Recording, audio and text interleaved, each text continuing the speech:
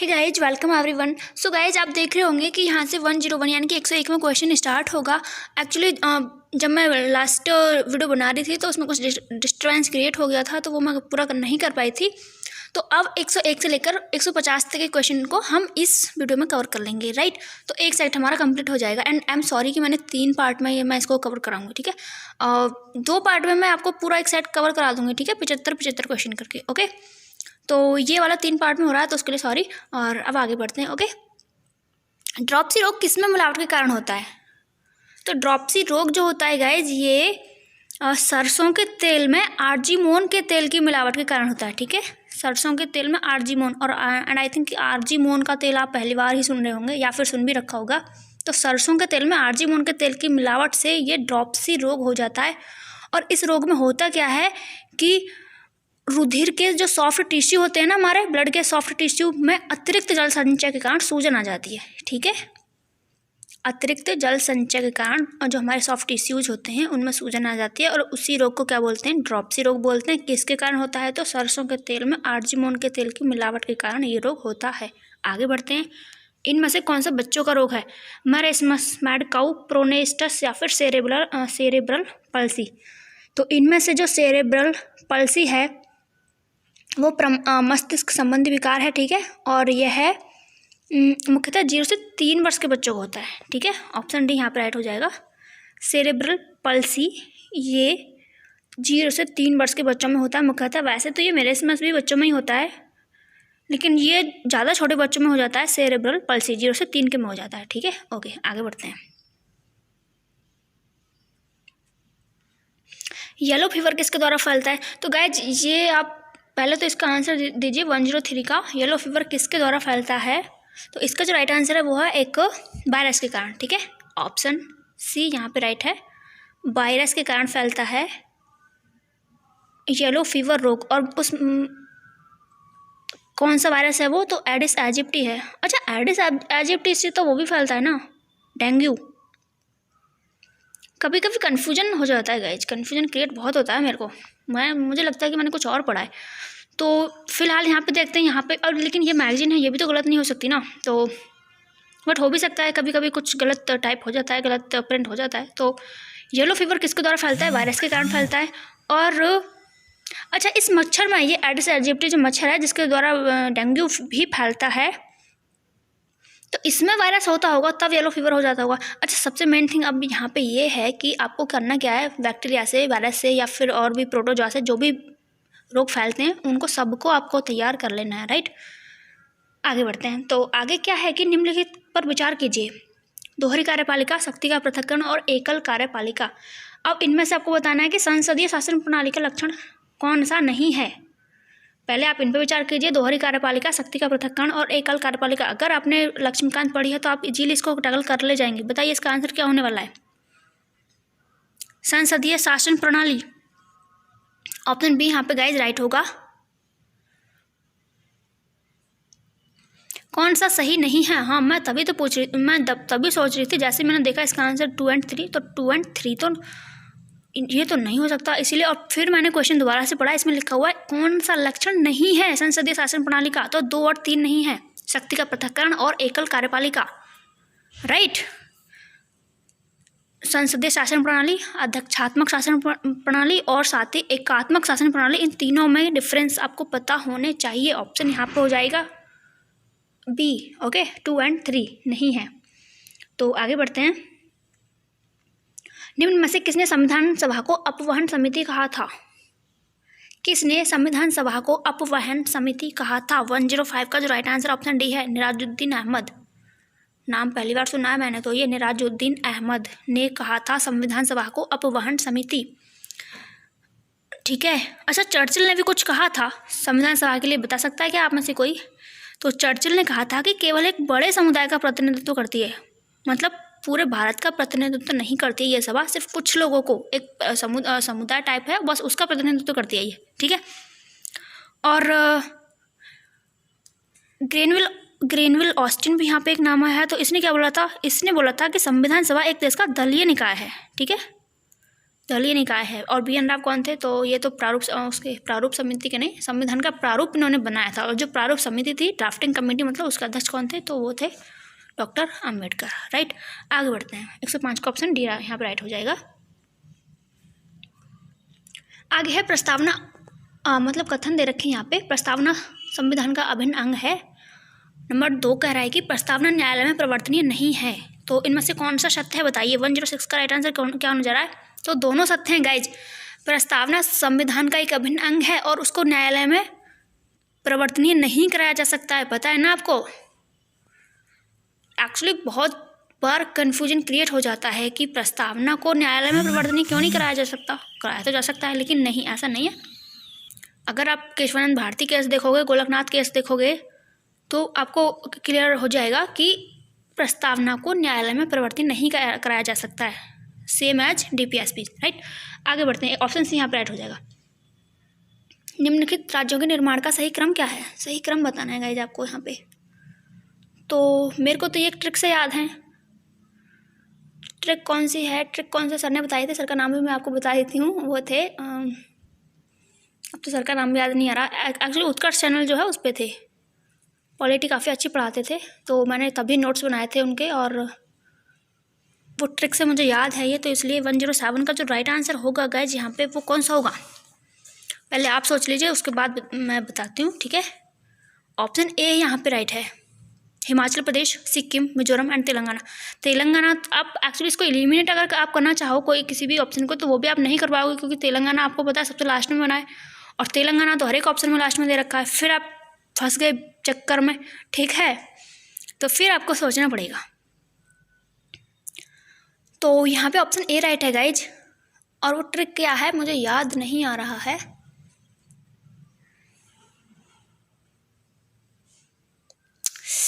मेरी कॉपी भी मेरे को पता नहीं कहाँ है। अच्छा ये रही, एक सेकेंड बस एक सेकेंड में देख के बता देती हूँ आपको भी उससे इजीली याद हो जाएगा गाइज।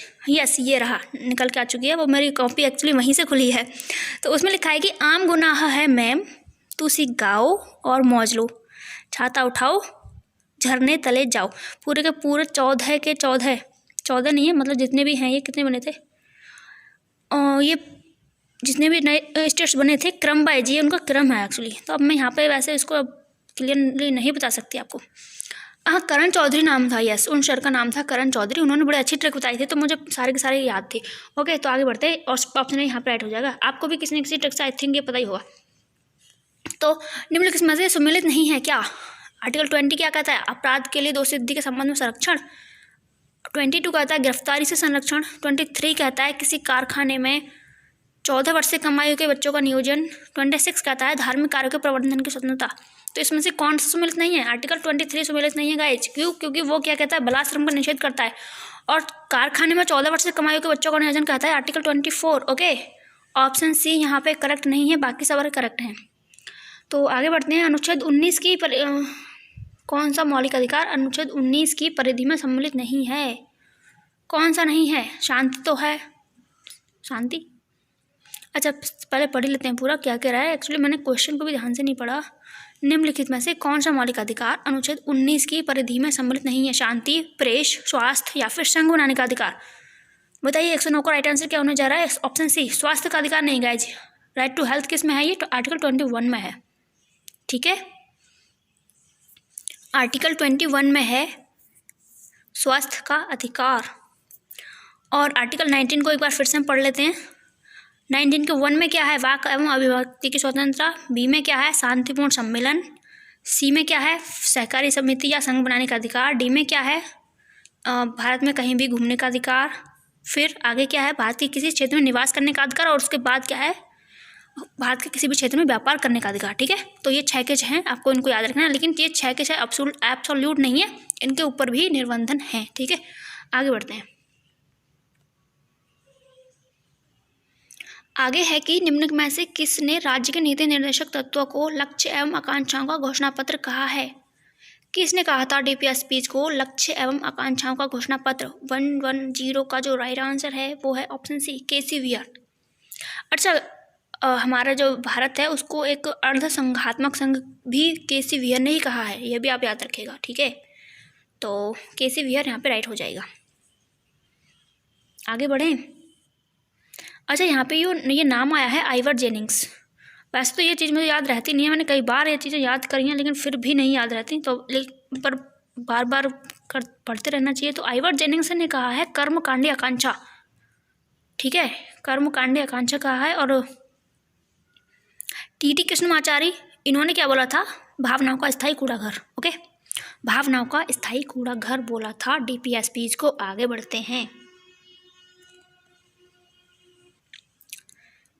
आगे क्वेश्चन है, क्वेश्चन नंबर 111, निम्न में से कौन सा मूल कर्तव्य नहीं है? तो पूरे 11 के 11 मूल कर्तव्य आपको पता है ना। अच्छा, हमारा जो मूल संविधान था उसमें तो एक भी मूल कर्तव्य नहीं था, 0 थी संख्या, लेकिन फिर जोड़ा गया स्वर्ण सिंह समिति की जो सिफारिश आई थी, उससे मूल कर्तव्य जोड़े गए। तो कितने थे वो थे 10, लेकिन जो 11वां था वो जोड़ा गया था 1986 में, नहीं 1986 में नहीं, 86 में संविधान संशोधन से 2000 कब जोड़ा गया था, मेरे को तो ये भी याद नहीं आ रहा। यस, 86 में संविधान संशोधन से 2002 में जोड़ा गया था, ठीक है, 11वां संविधान संशोधन। अरे यार एक सेकेंड, 86वां संविधान संशोधन से 11वां DPSP, सॉरी यार, मतलब मैं कुछ भी बोल देती हूँ, मेरा दिमाग पता नहीं कहाँ चल रहा है, सॉरी। 11वां क्या बोला था, क्या बोलते हैं इसको, मूल कर्तव्य, सॉरी, 11वां मूल कर्तव्य जोड़ा गया था। और 11वां मूल कर्तव्य कहता है क्या है कि जो 6 से 14 वर्ष के बच्चे होते हैं उनको अनिवार्य शिक्षा दी जाए। अब आप बोलोगे कि ये मूल कर्तव्य में है, लेकिन बच्चों की शिक्षा जो 0 से 6 वर्ष तक के हैं उनकी शिक्षा जो है वो आर्टिकल 45 में है, पता है ना आपको, वो आर्टिकल 45 में है 0 से 6 वर्ष तक के लिए। लेकिन 6 से 14 वर्ष तक के बच्चों के लिए हमारे फंडामेंटल ड्यूटीज़ में दे रखा है, ठीक है, ये चीज़ आपको याद रखनी चाहिए। अब हम यहाँ पे इस क्वेश्चन पे लौट कर आ जाते हैं कि कौन सा मूल कर्तव्य नहीं है? वैज्ञानिक प्रवृत्ति को विकसित करना, ये तो है, सार्वजनिक संपत्ति की सुरक्षा करना भी है, संविधान के आदर्शों का सम्मान करना भी है, अनिवार्य सैन्य सेवा प्रदान करना, ये तो सारे ही हैं। क्या होगा इसका आंसर? मुझे तो सारे लग रहे हैं, मैंने जब पढ़ा था वैसे मुझे याद नहीं आ रहे सारे के सारे फंडामेंटल राइट्स, लेकिन ये तो मुझे सारे लग रहे हैं। सैन्य सेवा प्रदान करना तो है ना, जब भी अगर उनको ज़रूरत पड़ेगी तो बुला सकते हैं वो सेवा में, ऐसा लिखा हुआ है, मैंने देखा है। या फिर ये DPSP में किस में है? अनिवार्य सैन्य सेवा, एक्चुअली इसकी ना उसमें इसकी व्याख्या जो है इसमें लिखा हुआ है कि, देखिए ध्यान से सुनिएगा प्लीज़, क्योंकि इसमें कन्फ्यूजन है क्वेश्चन में। तो अनिवार्य सैन्य सेवा प्रदान करना मूल कर्तव्यों में सम्मिलित नहीं है। मूल कर्तव्यों को वर्ष 1976 में 42वें संविधान संशोधन द्वारा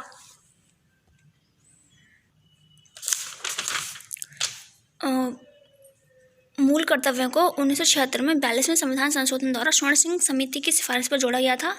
और मूल कर्तव्य पूर्व सोवियत संघ के संविधान से प्रेरित हैं, ये तो हमको पता ही है, रशिया से ले गए हैं हमारे फंडामेंटल ड्यूटीज़। और इन्हें अनुच्छेद 51A में रखा गया है। प्रारंभ में 10 मूल कर्तव्य थे, लेकिन बाद में 86वें संविधान संशोधन वर्ष 2002 में 11वां मूल कर्तव्य जोड़ा गया, जो कि 6 से 14 वर्ष तक के बच्चों की शिक्षा से संबंधित है। तो गए जो मेरे को तो अभी भी कन्फ्यूजन है, ऑप्शन डी में अभी भी कन्फ्यूजन है मुझे, क्योंकि ऐसा बोला गया था कि देश की अब उसका जो चौथा हमारा FR है ना, FR बोलेंगे फंडामेंटल ड्यूटी, FD बोलेंगे, फंडामेंटल ड्यूटी जो चौथी है हमारी, वो कहती है कि देश की रक्षा करें और आह्वान किए जाने पर राष्ट्र की सेवा करें। तो उसका मतलब तो यही हुआ ना, अनिवार्य सैन्य सेवा, या फिर नहीं होगा? ओके ठीक है, इसी को मान लेते हैं, ऑप्शन डी। आगे बढ़ते हैं, बहुत ज़्यादा टाइम वेस्ट हो गया इसमें। क्वेश्चन नंबर 12 क्या कह रहा है कि निम्नलिखित पर विचार कीजिए। संसद के सत्र प्रधानमंत्री द्वारा बुलाए जाते हैं। प्रधानमंत्री थोड़ा ना बुलाता है संसद के सत्र को। 2 सत्रों के बीच का समय अंतराल 6 महीने से अधिक नहीं होना चाहिए, बिल्कुल सही है। और दोनों सदनों के संयुक्त बैठक की अध्यक्षता राष्ट्रपति करते हैं। तो राष्ट्रपति तो नहीं करते हैं साहब, ये तो हमको पता है, स्पीकर ही करते हैं, लेकिन बुलाते जरूर राष्ट्रपति हैं। ठीक है। तो अब बताइए कि इनमें से कौन सा सत्र नहीं है। अच्छा एक बात और बताइए, दोनों सदनों की जो संयुक्त बैठक होती है, यानी कि आर्टिकल 108, आर्टिकल 108, तो ये आर्टिकल 108 लिया कहाँ से गया है? उधार का थैला है ना हमारा संविधान, तो उस उधार के थैले में आर्टिकल 108 कहाँ से लिया गया? जल्दी से बताइए। और इस क्वेश्चन का भी राइट आंसर बताइए। क्वेश्चन नंबर 12 का राइट आंसर क्या होने जा रहा है? ऑप्शन सी राइट है। ठीक है, कौन कौन से सत्य नहीं है? एक तो ये सत्य नहीं है कि संसद के सत्र प्रधानमंत्री द्वारा बुलाए जाते हैं, और एक यही सत्य नहीं है कि अध्यक्षता राष्ट्रपति द्वारा की जाती है। बुलाता कौन है सत्र को? तो कौन बुलाता है? राष्ट्रपति बुलाता है। और अध्यक्षता कौन करता है? स्पीकर करता है। ठीक है, 1 और 3 सत्य नहीं है, ऑप्शन सी यहाँ पे राइट होगा। और ये वाली बात एकदम सही है कि 2 सत्रों के बीच का समयांतराल 6 महीने से अधिक का नहीं होना चाहिए। नेक्स्ट है कुछ आर्टिकल्स यहाँ पे गिवन है, इनको आपको मैच करना है। तो आर्टिकल 66 उपराष्ट्रपति का चुनाव, 69 उपराष्ट्रपति का कार्यकाल, 75 मंत्रियों से संबंधित प्रावधान, 78 प्रधानमंत्री के कर्तव्य। इनमें से कौन सा करेक्टली मैच नहीं है? 113 का राइट आंसर ऑप्शन बी, उपराष्ट्रपति का कार्यकाल। उपराष्ट्रपति का कार्यकाल जो है गाइज आर्टिकल 67 में है। ठीक है, 67 में है ये वाला यहाँ पे रॉन्ग है, बाकी सही है। 66 उपराष्ट्रपति का चुनाव, 75 मंत्रियों से संबंधित प्रावधान और 78 प्रधानमंत्री के कर्तव्य। आगे बढ़ते हैं। निम्न में से किस परिस्थिति में किसी संसद सदस्य को अयोग्य घोषित कर दिया जाता है? किस परिस्थिति में किसी संसद सदस्य को अयोग्य घोषित कर दिया जाएगा? जल्दी से बताइए। वह अपने राजनीतिक दल की सदस्यता स्वेच्छा से छोड़ दे, कोई निर्दलीय सदस्य के रूप में निर्वाचन के बाद किसी दल में शामिल हो जाए, या वह अपनी राजनीतिक पार्टी के द्वारा दिए गए निर्देशों का विपरीत मतदान करे। अगर आपने पढ़ रखा है इसके बारे में तो आप बता सकते हैं इजीली। आर्टिकल नहीं, 52वां संविधान संशोधन 1985 में जो हुआ था वो अगर आपने पढ़ा है पूरा तो आप इसको इजीली टैकल कर ले जाएंगे। मैंने तो पढ़ा था, बहुत डिटेल में पढ़ा था वो। अच्छा, कहाँ पढ़ा था ये भी बता देती हूँ मैं आपको। जो सुनील सर के बारे में आप आई थिंक कि आप जानते होंगे, सभी लोग जानते होंगे। द हिंदू करवाते हैं वो, लेट्स क्रैक यूपीएससी सीएसई पे। ठीक है, अनअकैडमी वाला जो चैनल है उस पर। तो उन्होंने बहुत डिटेल में करवाया हुआ है सब कुछ, तो इसलिए मैं तो इसका आंसर इजीली टैकल कर लूँगी। अब आप बताइए जल्दी से, इसका आंसर क्या होने वाला है? 114 का ऑप्शन डी यहाँ पे राइट है गाइज। किसी संसद सदस्य को अयोग्य घोषित कर दिया जाता है कब? जब वह राजनीतिक दल की सदस्यता जो है स्वेच्छा से छोड़ दे, कोई निर्दलीय है और निर्वाचन के बाद किसी दल में शामिल हो जाए, और वह अपनी राजनीतिक पार्टी के द्वारा दिए गए निर्देशों के विपरीत मतदान करे तो भी उसको अयोग्य घोषित कर दिया जाता है। 1, 2 और 3 तीनों ही यहाँ पे राइट हैं। ठीक है, अब हम लोग आगे बढ़ते हैं। इस क्वेश्चन को करने के लिए आपको पढ़ना पड़ेगा 52वां संविधान संशोधन 1985 को। राइट, अब हम आगे बढ़ते हैं। आपातकाल के लागू होने पर लोकसभा का कार्यकाल एक बार में कितने समय के लिए बढ़ाया जा सकता है? बताइए जल्दी से। इमरजेंसी, अच्छा एक चीज़ और यहाँ पे बात कर ही लेते हैं कि आपको ना पार्ट्स भी पता होने चाहिए। एक्चुअली हम लोग ना कभी करते हैं कि सारे आर्टिकल तो हमको रटे होते हैं, लेकिन पार्ट्स को भूल जाते हैं हम कि कौन से पार्ट में क्या है। तो पार्ट भी आपको पता होने चाहिए, याद होने चाहिए। अब आप बताइए कि इमरजेंसी कौन से पार्ट में है।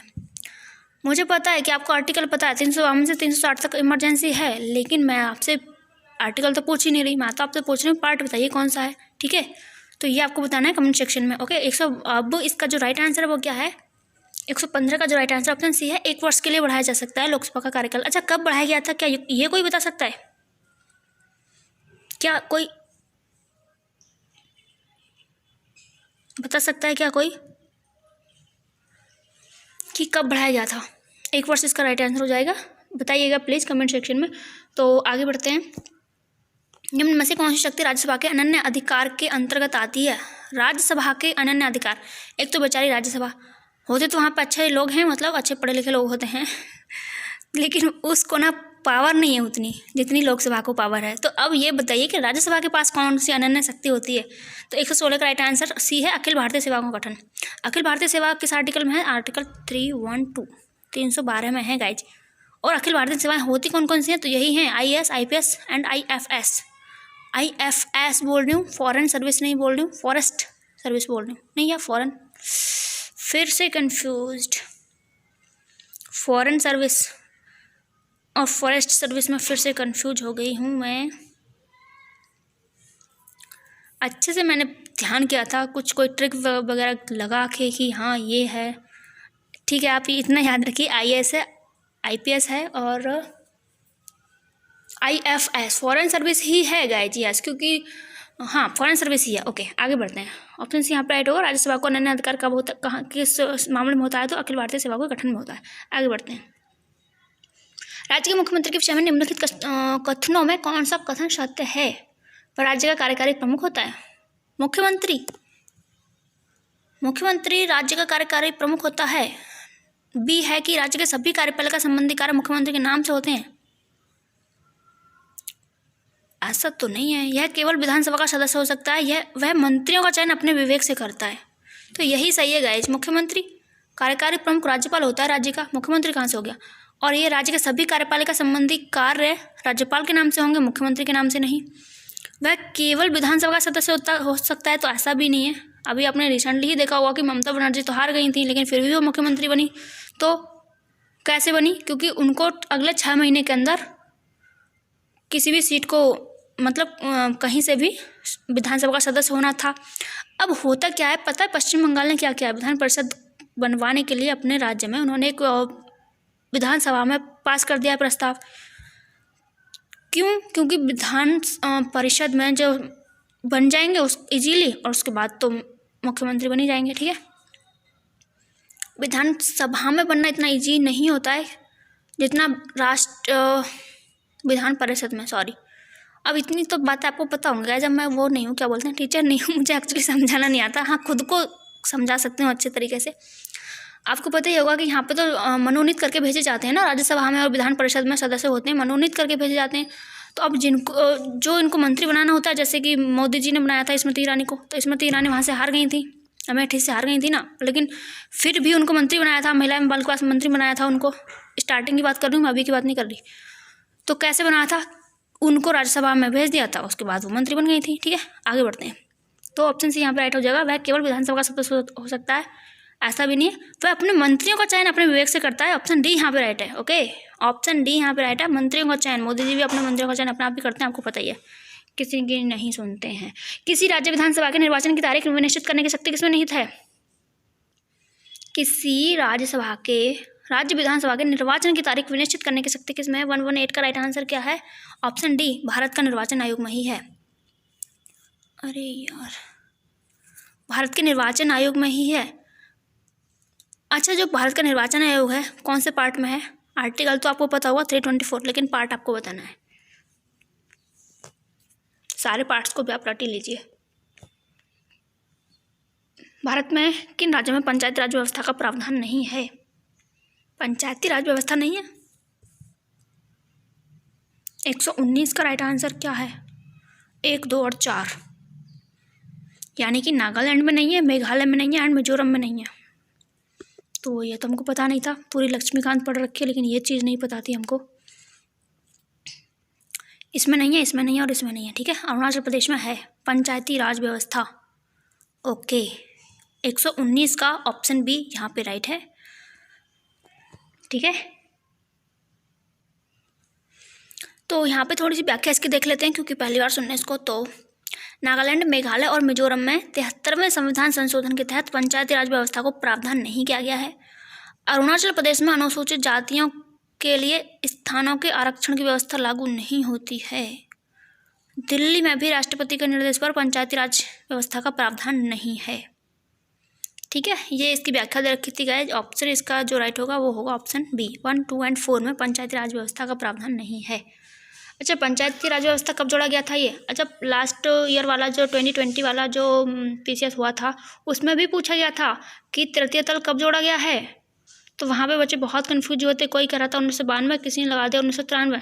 तो 92 वहाँ पे राइट आंसर था, लेकिन इवन कुछ लोगों ने तो ऑब्जेक्शन भी फाइल किया था उसमें, बट वो तो गलत ही था, क्योंकि क्लियरली मेंशन है लक्ष्मीकांत में कि 1992 में ही जोड़े गए हैं पंचायती राज और नगर पालिका दोनों। ठीक है, आगे बढ़ते हैं, यानी कि शेड्यूल 11 एंड शेड्यूल 12। ठीक है, 73वां और 74वां संविधान संशोधन 1992 में जोड़े गए। आगे बढ़ते हैं, तो आगे है कि निम्न में से सही सम्मिलित नहीं है? 371। अच्छा, ये चीज़ आप याद रखिए, पिछली बार भी पूछी गई है। जितने भी ये 371 ABCDEFGHIJ तक हैं, उनको आपको याद रखना है। अब बताइए, पिछले पेपर में भी पूछा गया है, आप पेपर उठा के देख लीजिए, झूठ नहीं बोल रही। ठीक है, सो कौन सा यहाँ पे करेक्टली मैच नहीं है बताना है। 371 A Nagaland, 371 C Manipur, 371 HGH। ये एक तो मेरे को ये इंग्लिश में याद नहीं, क्या क्या गया याद नहीं है, यहाँ पे क्या क्या दिया हुआ है। अगर ये क्वेश्चन मेरे एग्जाम में आएगा तो फिर मैं इसकी इंग्लिश को उठा के देखूँगी। तो यहाँ पे करेक्टली मैच नहीं है। 120 का जो right answer option D, Mizoram match नहीं कर रहा। ठीक है, मिजोरम यहाँ पे मैच नहीं कर रहा। एक बार इन सबको पढ़ लीजिएगा, 10-12 स्टेट कुल हैं, पढ़ना बहुत जरूरी है, अदरवाइज एक क्वेश्चन आपका छूट जाएगा एग्जाम में। ऑप्शन डी यहाँ पे राइट है। तो आगे बढ़ते हैं। संघ राज्य क्षेत्रों के प्रशासकों के अधिकारों एवं कर्तव्यों का निर्धारण निम्न में से किसके द्वारा किया जाता है? कौन करेगा? राष्ट्रपति करेगा ना। 121 का ऑप्शन सी करेक्ट होगा, राष्ट्रपति। इजी क्वेश्चन है। आगे बढ़ते हैं। निम्न में से किसके द्वारा अंतर्राज्य परिषद की स्थापना की जाती है? अंतर्राज्य परिषद की स्थापना किसके द्वारा की जाती है? राष्ट्रपति के द्वारा की जाती है। और अंतर्राज्य परिषद के जो अध्यक्ष होते हैं वो प्रधानमंत्री होते हैं, लेकिन जो क्षेत्रीय अंतर्राज्य परिषदें होती हैं उन कितनी हैं? हमारे यहाँ 5 हैं, और उनके कौन होते हैं? तो गृह मंत्री होते हैं। आगे बढ़ते हैं। 123 नंबर कह रहा है कि संसद राज्य सूची के विषय पर भी कानून बना सकती है। बिल्कुल बना सकती है। कब बना सकती है? लेकिन जब राज्य चाहे। ठीक है। और संविधान संशोधन विधेयक पर राज्यसभा की शक्तियाँ लोकसभा से अधिक हैं। संविधान संशोधन विधेयक पर राज्यसभा, एक बार ध्यान से पढ़ेगा तभी आंसर दीजिएगा। ओके। और नेक्स्ट है कि राष्ट्रपति के पास सदन को अनिश्चित काल के लिए स्थगित करने का अधिकार है। बताइए इनमें से कौन सा सही है? 123 का राइट आंसर ऑप्शन ए, केवल एक सही है इसमें से। तो संसद राज्य सूची के विषय पर कानून बना सकती है। बहुत सारी परिस्थितियाँ होती हैं ऐसी। एक तो जब होती है जब 356 वहाँ पे लग जाता है, ठीक है, किसी भी राज्य में, तब संसद बनाएगी वहाँ पे कानून। दूसरी परिस्थिति ये होती है कि राज्यसभा अगर ऐसा कोई प्रस्ताव पास कर दे तो उस राज्य के संबंधित कानून वहाँ पे संसद बनाती है। तीसरा ये है कि अगर कोई राज्य चाह रहा है, चाहता तो वैसे कोई भी नहीं है, लेकिन अगर कोई राज्य चाह रहा है कि संसद उस विषय पर कानून बनाए तो भी राज्य सूची के विषय पर संसद कानून बना सकती है। ऑप्शन ए ही यहाँ पे करेक्ट है। नेक्स्ट में कह रहा है कि संविधान संशोधन विधेयक पर राज्यसभा की शक्तियाँ लोकसभा से अधिक हैं। अधिक तो ऐसा कुछ नहीं है। अगर संविधान संशोधन होना है आर्टिकल 368 के अंतर्गत तो दोनों सदनों में 2/3 से पारित होना चाहिए। ठीक है, ये तो आपको पता है। नेक्स्ट है कि राष्ट्रपति के पास सदन को अनिश्चित काल के लिए स्थगित करने का अधिकार है। तो राष्ट्रपति थोड़ा ना करता है अनिश्चित काल के लिए स्थगित, कौन करता है? स्पीकर करता है। ठीक है, आगे बढ़ते हैं। ऑप्शन ए यहाँ पे करेक्ट है। नेक्स्ट क्वेश्चन ये है कि पत्र पत्रिकाएं दे रखे हैं एंड उसका स्थान दे रखा है। ठीक है, भारत का प्रकाशन कहाँ से होता था? प्रयागराज से, सुधाकर का इटावा से, माधव का मथुरा से, या फिर हंस का वाराणसी से। इनमें से एक करेक्टली मैच नहीं है। बताइए वो कौन सा है जो करेक्टली मैच नहीं है? तो माधव यहाँ पे करेक्टली मैच नहीं है। ठीक है, वैसे तो हार्ड क्वेश्चन है, मैं तो उसको छोड़ के ही आऊँगी पेपर में अगर मेरे में आया तो क्योंकि मेरे को इनके बारे में नहीं पता। लेकिन अब यहाँ पे बात कर ही लेते हैं, ये तो अपना घर है, एग्ज़ाम नहीं है। तो माधव मिर्ज़ापुर से प्रकाशित होती थी, ना कि मथुरा से। ठीक है, माधव का प्रकाशन मिर्ज़ापुर से होता था और ना कि मथुरा से। बाकी सब सही है। भारत का प्रकाशन प्रयागराज से, सुधाकर का इटावा से, हंस का वाराणसी से। तो आगे बढ़ते हैं। क्वेश्चन नंबर 125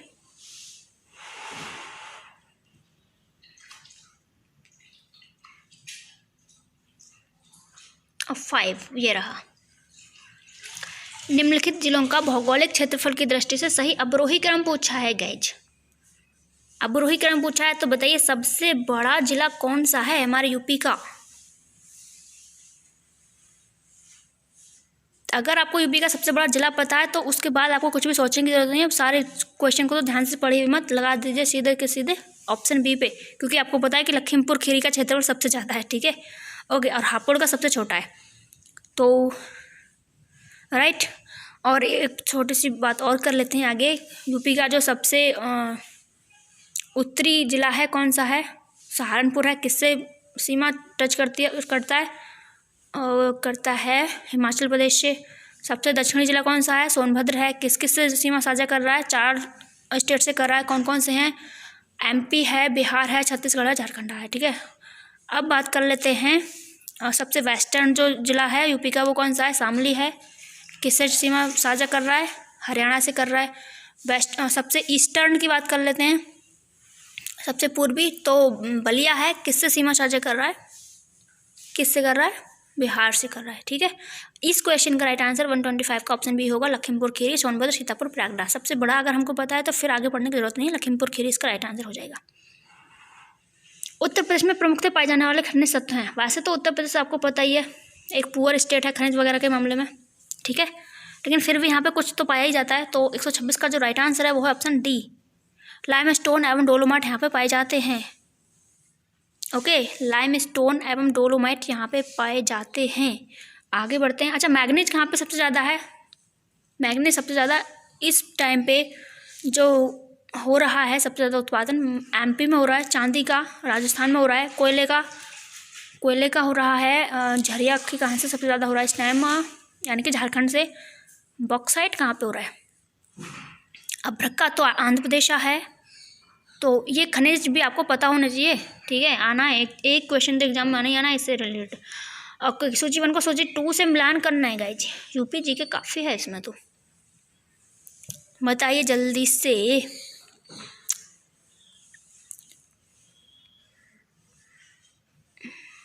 करिए इसको मैच। इसको ऑप्शंस भी आपको दिखा देती हूँ ताकि आपको ज़्यादा दिक्कत ना हो मैच करने में, ठीक है। दिख गया होगा ना आपको, क्लियरली विजिबल है। ये इधर नहीं जाता, इधर ही रहता है।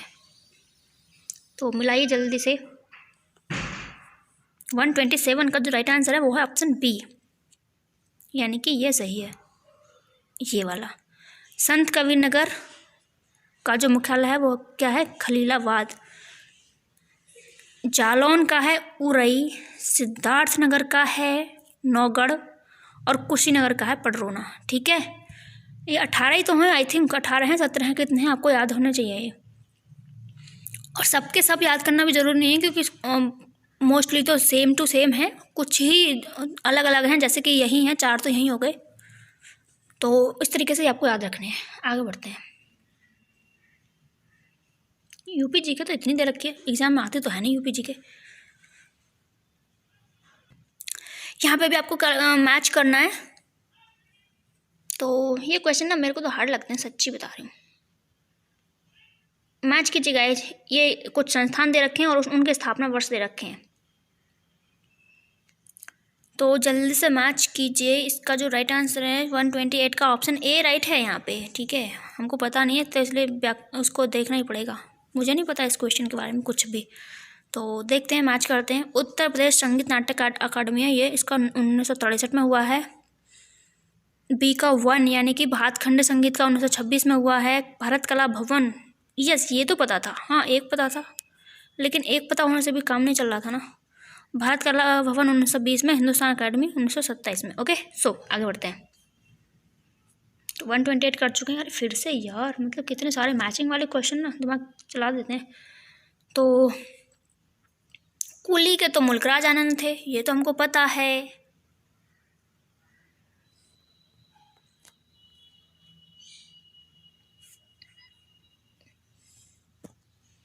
अच्छा, इनमें से बस ये पूछा है कि कौन सी सुमिलित है, मैच करना नहीं है आपको। इसमें से आपसे यही पूछा है कि इनमें से कौन सा करेक्टली मैच है। अमर कोश के अमीर खुसरो हैं क्या, या फिर नेचुरल हिस्ट्री के? नेचुरल हिस्ट्री के तो प्लिनी थे। पोस्ट ऑफिस के रविन्द्रनाथ टैगोर, यही राइट लग रहा है मुझे। मैं देखती हूँ उसका आंसर क्या है। 129 का सी, यस पोस्ट ऑफिस के रविन्द्रनाथ टैगोर हैं, यही यहाँ पे राइट है, ठीक है। और अमर कोश के कौन थे? तो अमर कोश के अमर सिंह थे। और नेचुरल हिस्ट्री तो प्लिनी सबको पता है। और कुली के कौन है? तो मुल्कराज आनंद हैं। अच्छा, इनकी जो कुलदीप नैयर जो है, इनकी भी एक अच्छी सी किताब थी, इंडिया आफ्टर नेहरू, ठीक है, इंडिया आफ्टर नेहरू। आगे बढ़ते हैं। इनको आपको मैच करना है, तो इसको तो आप करेक्टली मैच कर दोगे, मुझे पता है, क्योंकि जी से दे रखे हैं। तंबाकू रोधी कब मनाया जाता है? 31 मई को। जनसंख्या 11 जुलाई को। अंतर्राष्ट्रीय साक्षरता 8 सितंबर को। और बचा क्या? मधुमेह, तो 14 नवंबर को, ठीक है। 14 नवंबर को जिस दिन बाल दिवस मनाया जाता है, यानी कि नेहरू जी का बर्थडे होता है, उस दिन नेहरू जी को मधुमेह हो गया था क्या? सॉरी, ऐसे ही मजाक करी थी। याद हो जाएगा आपको भी कि नेहरू जी को मधुमेह हो गया था। तो और 14 नवंबर को ही मनाया जाता है बाल दिवस, और 14 नवंबर को उनको हो गया था। एक सेकेंड गाइस, थोड़ा सा ना बैठे बैठे थोड़ा सा थक गए, थोड़ा सा चेंज कर लेते हैं पोजीशन। ओके, तो देश दे रखे हैं यहाँ पे और उनकी करेंसी दे रखी है। यस, आपको मैंने बोला था ना, जब हम लोग करंट अफेयर्स करते हैं मैगजीन दृष्टि वाली, उसमें मैंने बोला था कैपिटल एंड करेंसीज को भी आप ध्यान में रखिएगा। तो तुर्की की क्या है कैपिटल बताइए सबसे पहले? तो तुर्की की अंकारा है। उसके बाद यहाँ पे आपको मैं इनकी कैपिटल तो आपको बता दे रही हूँ, लेकिन करेंसी आपको खुद से मैच करनी है, ठीक है। इतना हार्ड नहीं दे रखा है यहाँ पे। तो तुर्की की अंकारा है एंड लीरा है, ठीक है, हम खुद ही मैच कर लेते हैं। जापान की क्या है, टोक्यो है एंड येन है। डेनमार्क की क्या है, कोपेनहेगन है एंड क्रोना है। केन्या की सैंटियागो और शिलिंग। राइट, सही मैच कर दिया ना, गलत तो नहीं किया कुछ। देख लेते हैं आंसर ही देख लेते हैं। 131 का कौन सा है, बुक में देखते हैं। 131 का है डी, यानी कि ये सही है। तो ये क्या कह रहा है, तुर्की की लीरा, यही तो बताई थी, अंकारा लीरा यही बताई थी ना, गलत नहीं बताती मैं, क्योंकि मेरे को पता है इसलिए गलत नहीं बताऊंगी। तो तुर्की की है अंकारा एंड लीरा, जापान की है टोक्यो येन, डेनमार्क की है क्रोना, डेनमार्क की है कोपेनहेगन एंड क्रोना, सी का 1, ठीक है ना, हाँ यस सही है, गलत नहीं थी इसका मतलब मैं।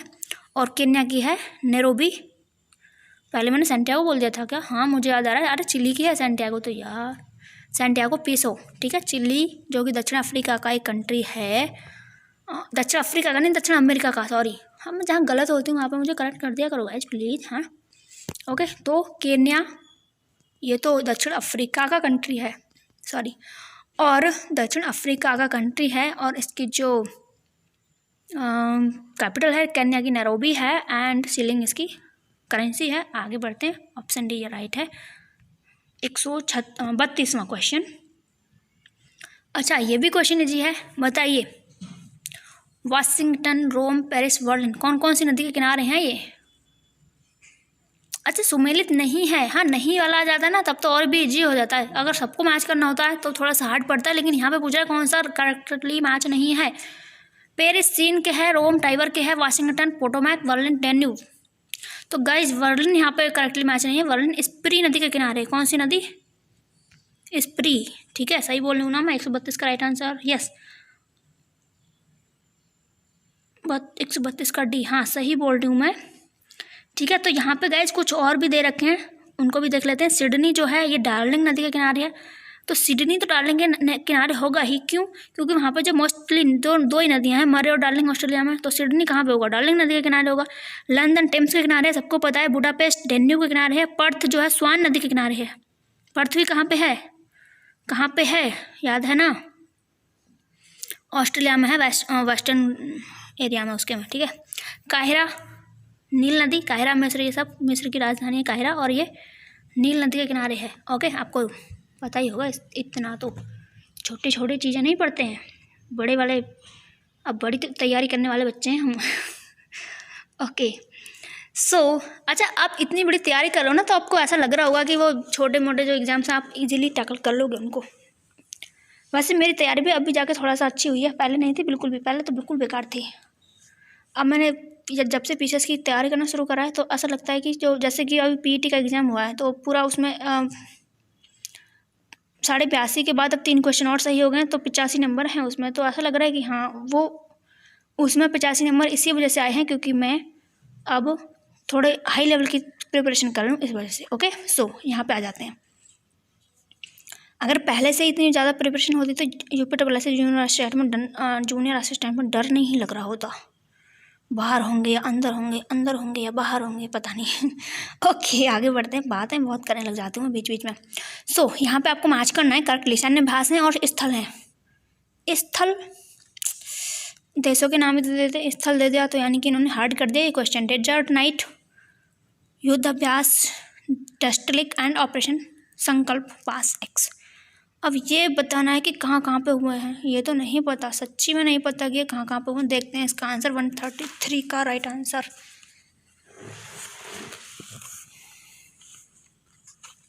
सी इसका राइट आंसर है गाइज, इसका राइट आंसर है सी, यानी कि ए का 2। डेजर्ट नाइट हुआ है जोधपुर में, और युद्ध अभ्यास किस किस के बीच होता है, ये युद्ध अभ्यास अमेरिका और भारत के बीच होता है। तो युद्ध अभ्यास हुआ है बीकानेर में, और टेस्टलिक भारत और उज्बेकिस्तान के बीच होता है। ये कहाँ पे हुआ है, तो फारस की खाड़ी में हुआ है, नहीं सॉरी फारस की खाड़ी नहीं, सी का है 4, ये रानीखेत में हुआ है, और ये ऑपरेशन संकल्प हुआ है फारस की खाड़ी में। ठीक है आगे बढ़ते हैं। यहाँ पे कुछ रिपोर्ट सूचकांक है, इंडेक्सेस हैं यानी कि, और शीर्ष देश कौन सा है। तो मानव स्वतंत्रता सूचकांक में कौन सा टॉप है। आई होप कि आपने ये सारे इंडेक्सेस पढ़ लिए होंगे और अब आप एकदम करेक्ट आंसर दोगे। सबसे खुशी वाला जो कंट्री है वो तो फिनलैंड है, नोकिया, जहाँ से हम नोकिया फ़ोन वाले बड़े खुश रहते हैं। मैंने इस तरीके से याद रखा था एक बार, और एक बार नहीं, हर बार ये फिनलैंड ही हर बार प्रसन्नता में रिपोर्ट में टॉप करता है। तो विश्व प्रसन्नता रिपोर्ट में फिनलैंड रैंकिंग में है। यहाँ पे मेरा नेट ऑन है क्या? आवाज़ आई है बड़ी तेज़ी से। अरे यार नेट ऑन है, मैं तो वीडियो बना रही हूँ, कोई लाइव सेशन थोड़ा ना कर रही हूँ। ठीक है, तो ओके, वैश्विक लैंगिक अंतराल रिपोर्ट में कौन सा है? आइसलैंड है। ठीक है, मानव स्वतंत्रता सूचकांक में आई थिंक यहाँ पे न्यूजीलैंड था, मैं भी भूल गई कौन सा क्वेश्चन है ये। क्वेश्चन नंबर है ये 134। तो मानव स्वतंत्रता सूचकांक में यस मैं सही थी, न्यूजीलैंड ही है। एंड आर्थिक स्वतंत्रता में सिंगापुर है। ठीक है, मैच हो गया ना गाइज। एक बार फिर से थोड़ा सा ध्यान से सुन लीजिए। मानव स्वतंत्रता सूचकांक में न्यूजीलैंड टॉप है, प्रसन्नता सूचकांक में फिनलैंड टॉप है, आर्थिक स्वतंत्रता सूचकांक में सिंगापुर टॉप है, लैंगिक अंतराल में आइसलैंड टॉप है, और जलवायु परिवर्तन प्रवर्तन सूचकांक में स्वीडन टॉप है। इंडिया की रैंकिंग भी आपको पता होनी चाहिए। आगे बढ़ते हैं। इनमें से कौन सा सम्मिलित नहीं है व्यक्ति दे रखे हैं और किसके ये अध्यक्ष हैं ये बता रखा है। तो विनीत अग्रवाल एसोचैम के हैं क्या? अरुण कुमार मिश्रा और राष्ट्रीय मानवाधिकार आयोग के हैं, एनएचआरसी के। डॉक्टर अजय माथुर भारतीय उद्योग संघ के हैं, और विजय सांगला राष्ट्रीय अनुसूचित जनजाति आयोग के हैं। इनमें से कौन सा करेक्टली मैच नहीं है ये आपको बताना है। 135 का राइट आंसर ऑप्शन सी है, डॉक्टर अजय माथुर। ये भारतीय उद्योग परिसंघ के नहीं हैं। किसके हैं ये आईएसए का महानिदेशक इनको नियुक्त किया गया रिसेंटली। और आईएसए क्या है? तो इंटरनेशनल इंटरनेशनल सोलर अलायंस, जिसका हेडक्वार्टर कहाँ पे है? हरियाणा के गुरुग्राम में है। ठीक है, तो फिर अगर ये बाकी तो तीनों करेक्टली मैच हैं। विनीत अग्रवाल एसोचैम के ही हैं, अरुण कुमार मिश्रा भी रिसेंटली बनाए गए थे एनएचआरसी के अध्यक्ष, और विजय सांगला भी रिसेंटली बने थे राष्ट्रीय अनुसूचित जनजाति आयोग के अध्यक्ष। लेकिन ये अजय माथुर जो हैं ये आईएसए के हैं, और अगर ये आईएसए के हैं तो भारतीय उद्योग परिसंघ का कौन है? तो टीवी नरेंद्रन हैं। ठीक है, आगे बढ़ते हैं। सम्मिलित नहीं है क्या वैक्सीन? अच्छा ओके, तो बताइए इनमें से स्पुतनिक वी, ये तो हमको पता है रशिया की थी। कोवैक्सीन हमारे इंडिया की है, ये तो लग रही है सबके, कोविशील्ड और कोवैक्सीन। अच्छा एक बात बताऊँ, मैंने नहीं लगवाई अभी तक। वैक्सीन से डर नहीं लग रहा, डर लगता है इंजेक्शन से। इंजेक्शन के डर को क्या बोलते हैं इन इंग्लिश? एपिनोफोबिया? नहीं, अब मेरे को याद नहीं आएगा कि उसको क्या बोलते हैं। ठीक है, तो आगे बढ़ते हैं, इसी क्वेश्चन पर लौट के आ जाते हैं। एपीवैक कोरोना और साथ में कोरोना वैक।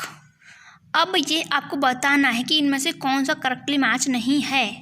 136 का जो राइट आंसर है वो है ऑप्शन डी। कोरोना वैक जो है ये चीन के द्वारा बनाई गई है। ठीक है, ये ब्रिटेन की नहीं है, ये चाइना की है। ओके, आप बोलोगे कि मेरा राइटिंग कितना अच्छा है। अब ये राइटिंग गाइज ये पेन से नहीं लिखा जा रहा, ये फिंगर से लिखा जा रहा है। ठीक है, तो ध्यान दीजिएगा। राइटिंग तो अच्छा है मेरा, मैं अपनी कॉपी दिखाऊंगी ना आपको तो बोलोगे बड़ा अच्छा राइटिंग है। लेकिन यहाँ पे देखिए चाइना भी नहीं लिखा गया ठीक से। क्यों नहीं लिखा गया? उसका रीज़न यही है कि फिंगर से लिखना होता है। ठीक है, ओके आगे बढ़ते हैं। बाकी सब करेक्टली मैच है। यहाँ पे स्पुतनिक भी रशिया की है, कोवैक्सीन तो आपको पता ही है। अच्छा, जो कोविशील्ड किसने बनाई है बताइए? Cyrus Poonawalla serum institute of India ने बनाई है। ठीक है, उसके जो हेड कौन है? साइरस पूनावाला हैं, और साइरस पूनावाला को एक अवार्ड दिया गया इसी काम के लिए। कौन सा अवार्ड दिया गया? लोकमान्य बाल गंगाधर तिलक अवार्ड दिया गया है। आगे बढ़ते हैं, 136 क्वेश्चन हो चुके हैं, आगे बढ़ते हैं। निम्न में से कौन सा तेजस के संबंध में सही नहीं है? यह यात्रा के दौरान आकाश में ईंधन भरने में सक्षम है। यह लाइन लिखा हुआ है, लाइट कॉम्पैक्ट एयरक्राफ्ट बोलते हैं। ठीक है, यह लाइट कॉम्पैक्ट एयरक्राफ्ट है। तेजस की रेंज 3000 किलोमीटर तक है। यह अधिकतम 2 किलोमीटर की ऊंचाई तक उड़ सकता है। 137 में क्वेश्चन है, ये बताना है right answer option D. D यहाँ पे करेक्ट नहीं है गाइज। तेजस जो वैसे मैं इसको निशान लगा देती हूँ इस पर कि ये वाला यहाँ पे करेक्ट नहीं है तेजस के बारे में। ठीक है, तेजस के बारे में थोड़ा सा और जान लेते हैं। तेजस जो है भारत द्वारा विकसित बहुउपयोगी लड़ाकू विमान है। अच्छा, तेजस को उड़ाने वाली पहली महिला पता है ना आपको कौन थी? पता है ना? अगर पता है तो बताइए जल्दी से कमेंट सेक्शन में। और हम यहाँ पे आगे बढ़ते हैं। यह एक सीट एक जेट इंजन वाला हल्का लड़ाकू युद्धक विमान है। तेजस विमान में एंटीशिप मिसाइल, बम और रॉकेट लगाए जा सकते हैं। यह विमान 50 से 54,000 फीट तक की ऊंचाई तक उड़ान भर सकता है। और यहाँ पे दे रखा है 2 किलोमीटर कुल, ठीक है, तो ये यहाँ पे गलत हो गया। 50 से लेकर 54,000 फीट तक की ऊंचाई तक उड़ान भर सकता है ये। ओके, आगे बढ़ते हैं। 2011 के अनुसार भारत की कुल जनसंख्या का कितने प्रतिशत उत्तर प्रदेश में निवास करती है? कितने प्रतिशत करती है? एक्चुअली आपको ना कन्फ्यूजन होगा, मैं बताऊँ किस किस में। एक तो ऑप्शन ए में होगा और एक बी में होगा। इन दोनों को तो आप इजीली एलिमिनेट कर दोगे, लेकिन ए और बी में आप फिर ये सोचोगे यार 17 है, 16 है, 17 है, 16 है। अब बताइए जल्दी से कौन सा है 138 का राइट आंसर? मुझे भी होता है कन्फ्यूजन, इसीलिए बोल रही हूँ। देखिए, उत्तर प्रदेश की जनसंख्या जो देश की कुल जनसंख्या का 16.5 है, ठीक है, ठीक है कि नहीं? और जो हमारे भारत की जनसंख्या है ना, वो पूरे वर्ल्ड की जनसंख्या का 17.5 है। दोनों में 1 का डिफरेंस है, 1% का डिफरेंस है। यानी कि जो भारत की जनसंख्या है 17.51 है और जो यूपी की जनसंख्या है वो 16.51 है भारत की जनसंख्या की, ठीक है। और ये वर्ल्ड की जनसंख्या की है। भारत की जनसंख्या 17.51। यहाँ पे आंसर क्या होने वाला है? Option B. ओके, और सबसे ज़्यादा जनसंख्या तो यूपी की ही है, आपको पता ही है। उसके बाद कौन सा है? महाराष्ट्र है।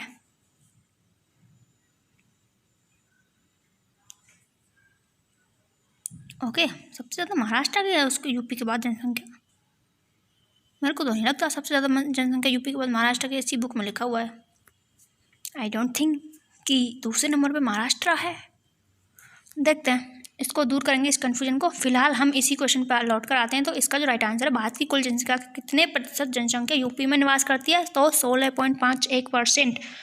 2011 की जनगणना के अनुसार कौन से युग में सम्मिलित है? 139 का राइट आंसर क्या है? अच्छा, आपको बाकी राज्यों का अगर ना भी पता हो लिंग अनुपात, लेकिन यूपी का तो पता होगा ना कितना है? क्या 914 है यूपी का? 914 नहीं है भाई साहब, 912 है, ठीक है। तो ये भी गलत। बाकी तो हमको पता ही नहीं है। केरल, हाँ केरल का तो पता है, केरल का 1100 के भी ऊपर नहीं। केरल का एकदम, एक मिनट इसका देख ही लेते हैं गाइस, जिसकी व्याख्या देख लेते हैं। यस, तो केरल की है 1084, ठीक है। और तमिलनाडु का है 996 और उत्तर प्रदेश का तो 912 था, ये तो हमको पता था। तो छत्तीसगढ़ बचा। इनमें से जो करेक्टली मैच है वो छत्तीसगढ़ है। मतलब कि यार हमको सारे के सारे स्टेट्स के भी लिंग अनुपात याद करने होंगे। हमको तो भारत का और यूपी का पता था बस। अब भारत का कितना है? भारत का तो पता है ना, 382 है। ओके, अरे यार गलत बोल गए ना, फिर भी गलत बोल गए ना। 382 क्या था? जनघनत्व था। और यहाँ पे किसकी बात हो रही है? लिंगानुपात की बात हो रही है। समझा करो गाइस थोड़ा। ओके, गलत बोल देते हैं तो करेक्ट कर दिया करो यार प्लीज। 2011 के अनुसार उत्तर प्रदेश का जनसंख्या घनत्व एवं देश के जनसंख्या घनत्व में कितने का अंतर है? उत्तर प्रदेश का जनघनत्व कितना है? 829 है कि नहीं? 829 है ना। क्वेश्चन नंबर 140 कर रहे हैं। यूपी का जनघनत्व तो 829 है, जबकि देश का कितना है? 382 है। दोनों का डिफरेंस निकाल दीजिए, 447 आंसर आ जाएगा, ठीक है।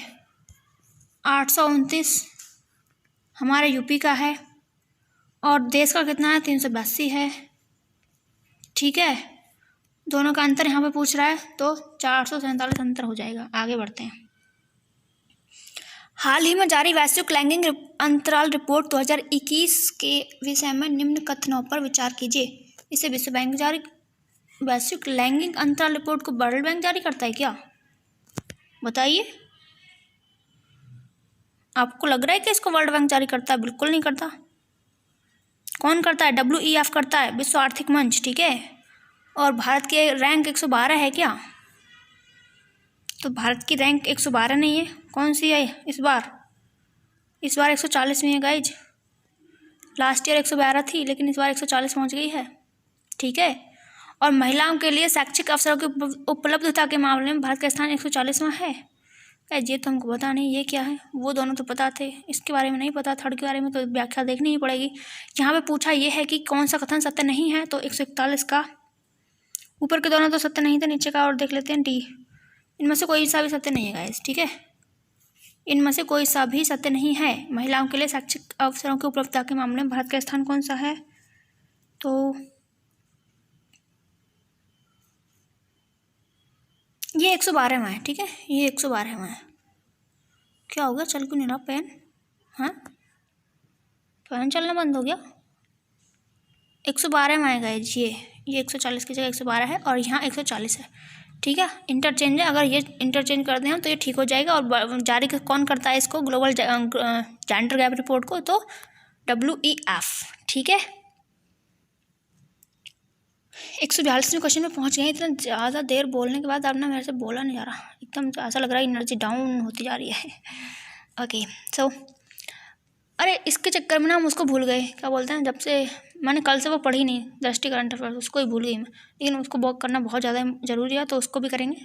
आज इस पेपर को सॉल्व कर लेते हैं पूरे को। अब तक 142 हो चुके हैं, 50 तक करने हैं बस, उसके बाद उसी को देखेंगे, ठीक है। सो आगे बढ़ते हैं। प्रतिवर्ष 22 अप्रैल को पृथ्वी दिवस मनाया जाता है। इस वर्ष इस दिवस की थीम रिस्टोर आवर अर्थ थी। इनमें से कौन सा सही है, जल्दी से बताइए। 142 का राइट आंसर क्या होने जा रहा है, दोनों सही हैं गाइज, ठीक है, दोनों सही हैं। यहाँ पे पृथ्वी दिवस हर साल 22 अप्रैल को मनाया जाता है और थीम क्या थी, रिस्टोर अवर अर्थ। आगे बढ़ते हैं। सैन्य अभ्यास शांतिर अग्रसोना किस देश में आयोजित हुआ था, तो ये बांग्लादेश में हुआ था गाइस, ठीक है, बांग्लादेश में हुआ था। और जो पड़ोसी कंट्रीज हैं उन्होंने पार्टिसिपेट किया था, जर्मनी ने तो उसमें पार्टिसिपेट भी नहीं किया था। कौन कौन था, तो भारत था, श्रीलंका था, बांग्लादेश था, नेपाल था, ये सब थे उसमें, ठीक है। आगे बढ़ते हैं। 143 कर चुके हैं, जल्दी से इसको खत्म करते हैं। हाल ही में G7 के विदेश मंत्रियों की बैठक का आयोजन कहाँ पे हुआ, G7 कहाँ पे हुआ है, विदेश मंत्रियों का की बैठक का आयोजन। 144 का जो राइट आंसर है क्या होगा वो, तो ये है यूके के कार्निवाल में हुआ था, ठीक है, मेरे को याद आ रहा है, इंग्लैंड लिखा हुआ है यहाँ पे, तो इंग्लैंड के कार्निवाल एक जगह है, वहाँ पे हुआ था G7 इस बार, ठीक है। आगे बढ़ते हैं। अप्रैल 2021 में शुरू की गई, क्या हुआ, अप्रैल 2021 में शुरू की गई स्वामित्व योजना के विषय में निम्न कथनों पर विचार कीजिए। इसे पंचायती राज दिवस के अवसर पर लॉन्च किया गया। पहले चरण में इसे 10 राज्यों में लागू किया जाएगा। इस योजना में संपत्तियों का सर्वेक्षण और मानचित्रण ड्रोन के माध्यम से किया जाएगा। तो तीसरे को तो कोई जिले बता देगा कि ये तो सही है, ठीक है। तो 145 का जो राइट आंसर है वो है ऑप्शन बी, यानी कि पहला और तीसरा यहाँ पे सही है, पहला और तीसरा यहाँ पे सही है। और दूसरा क्यों गलत है, तो इसको क्यों गलत है, क्योंकि 10 राज्यों में नहीं 6 राज्यों में है, ठीक है। कौन कौन से 6 राज्य हैं, तो महाराष्ट्र है, कर्नाटक है, हरियाणा है, यूपी है, उत्तराखंड और मध्य प्रदेश है, ठीक है। ओके आगे बढ़ते हैं। अच्छा, पंचायती राज दिवस मनाया कब जाता है, ये तो बता दीजिए। 24 जनवरी। हाल ही में, जनवरी नहीं अप्रैल, गलत बोल देती हूँ मैं तो आप मेरे को करेक्ट भी नहीं करते हो। हाल ही में उत्तर प्रदेश में मनाए गए महोत्सव एवं उनसे संबंधित जिले के संदर्भ में निम्न में से कौन सा सम्मिलित नहीं है। गुड़ महोत्सव लखनऊ में था क्या, अकेला कुशीनगर, शहनाई, वाराणसी, काला नमक चावल बिजनौर में नहीं था, कहाँ था, सिद्धार्थनगर में था, ठीक है। बाकी सारे के सारे ऊपर वाले ये करेक्ट हैं, करेक्ट नहीं है तो ये वाला नहीं है, क्योंकि काला नमक चावल महोत्सव जो था सिद्धार्थनगर में था, ना कि बिजनौर में। गुड़ महोत्सव लखनऊ में, केला कुशीनगर में, शहनाई वाराणसी में। अच्छा झांसी में कौन सा था, मैं फिर भूल गई, झांसी में कौन सा था, नहीं याद आएगा अब। आगे बढ़ते हैं। Uttar Pradesh defence industrial corridor UPDIC परियोजना निम्न में से किस जिले से होकर नहीं गुजरती है। अलीगढ़, आगरा, झांसी, बरेली। अलीगढ़, आगरा, झांसी, बरेली होगा इसका राइट आंसर, ऑप्शन सी, ठीक है। उत्तर प्रदेश में मयूर संरक्षण केंद्र किस स्थान पर स्थित है। 148। तो उत्तर प्रदेश में मयूर यानी कि मोर संरक्षण केंद्र की स्थापना वृंदावन मथुरा में की गई है, ठीक है, ऑप्शन बी राइट है। Second last question 149।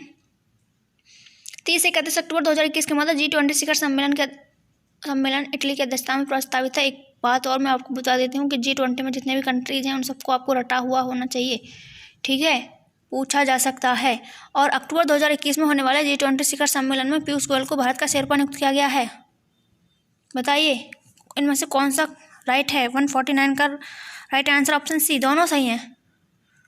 अरे यार दोनों सही है यहाँ पे।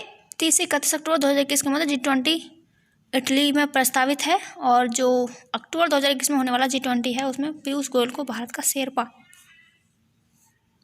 शेरपा क्या होता है?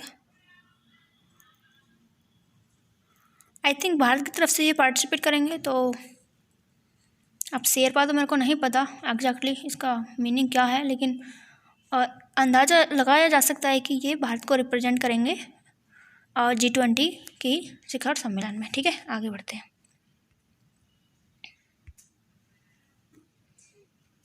आगे है तो ये हमने कल सुबह ही पढ़ा था गाइज, अगर आपको याद हो तो। कल जब हम करंट अफेयर्स कर रहे थे इन्वायरमेंट वाला दृष्टि से, तो वहाँ पे ये आया था कि भारत का पहला डुगोंग संरक्षण रिजर्व कहाँ स्थापित किया जाएगा? तमिलनाडु में। ठीक है, तो अब 150 क्वेश्चन कंप्लीट हो चुके हैं, यानी कि एक सेट हमारा कंप्लीट हो चुका है गाइज। ठीक है, अब चिंता करने की आपको कोई जरूरत नहीं, 10 के 10 सेट में आपको करा दूँगी, डोंट वरी, क्योंकि मुझे करने हैं तो आपको भी मैं करा ही दूँगी। ठीक है, ओके। चाहे 2 वीडियो डालने पड़े एक दिन में, या फिर 3 या फिर 4, जितने भी डालने पड़े, लेकिन मैं आपको करा पूरे दूँगी 10 के 10 set. Okay, so thank you so much and bye bye.